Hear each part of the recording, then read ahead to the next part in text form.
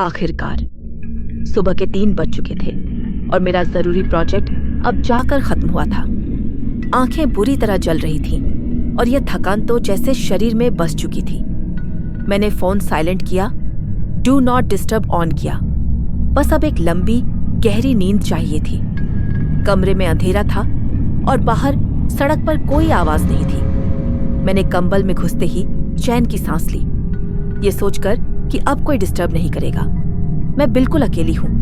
और फिर मेरा फोन फ्लैश हुआ। मेरे चेहरे पर एक तेज रोशनी का झटका लगा। पहले सोचा कोई गलती से आया हुआ स्पैम मैसेज होगा। जब फोन उठाया तो वह एक अननोन नंबर से था और वह एक फोटो थी। तस्वीर में मैं खुद उसी बेड पर सोती हुई थी, वह भी सिर्फ 5 सेकंड पहले ली गई थी। मेरे दिल की धड़कन इतनी तेज हो गई कि दिमाग काम करना बंद कर दिया। मैंने जल्दी से उस फोटो को डिलीट किया, वह नंबर तुरंत ब्लॉक किया। मैंने खुद को जबरदस्ती समझाने की कोशिश की, कोई पुराना दोस्त मजाक कर रहा होगा या कोई गलती होगी, मैं बस ज्यादा थक गई हूं। मैंने आंखें बंद की, लेकिन फिर वह दोबारा हुआ, वही फ्लैश। ब्लॉक करने के बाद भी नोटिफिकेशन आया था।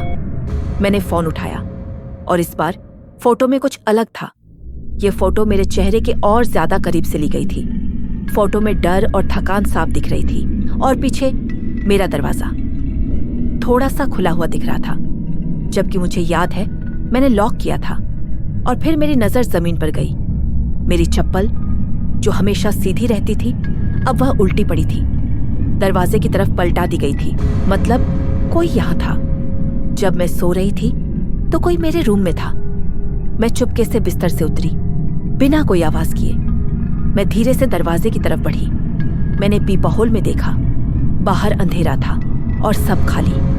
मैंने जल्दी से अपना लैच चेक किया, वह बंद था, लेकिन मैं अभी भी डर रही थी। मैंने जल्दी से अपनी चाबियां देखी, वह टेबल पर नहीं थी, वह हमेशा वही रहती थी। मैं जैसे ही बेड के नीचे झुकने वाली थी, नोटिफिकेशन आया। वह आखिरी फोटो थी और उस फोटो में मैं थी।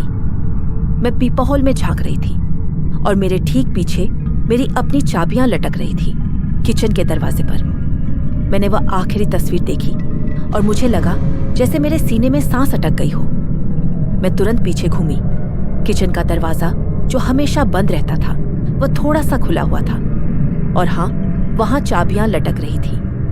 मैं अब यहां से भाग नहीं सकती थी। मैं उसके साथ इसी घर में लॉक थी।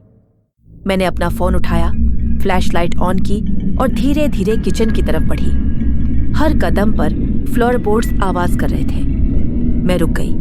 मुझे किचन के अंदर से पानी टपकने की आवाज आई, एक धीमी बेचैन करने वाली टप टप टप की आवाज। मैं दरवाजे के पास पहुंची, फ्लैशलाइट सीधे अंदर की तरफ की।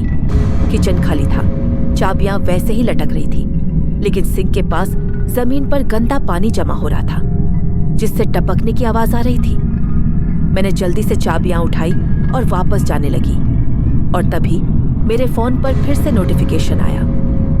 इस बार वह मैसेज था, फोटो नहीं। स्क्रीन पर सिर्फ 3 शब्द चमक रहे थे, जैसे किसी ने उंगली से स्क्रीन पर लिखा हो। अच्छी नींद आई। मुझे अब यह समझ आ गया था, वह मेरे फोन को कंट्रोल कर रहा था। और तभी मेरे बेडरूम से, जहां मेरा लैपटॉप पड़ा था, एक हल्की सी गुनगुनाने की आवाज आई।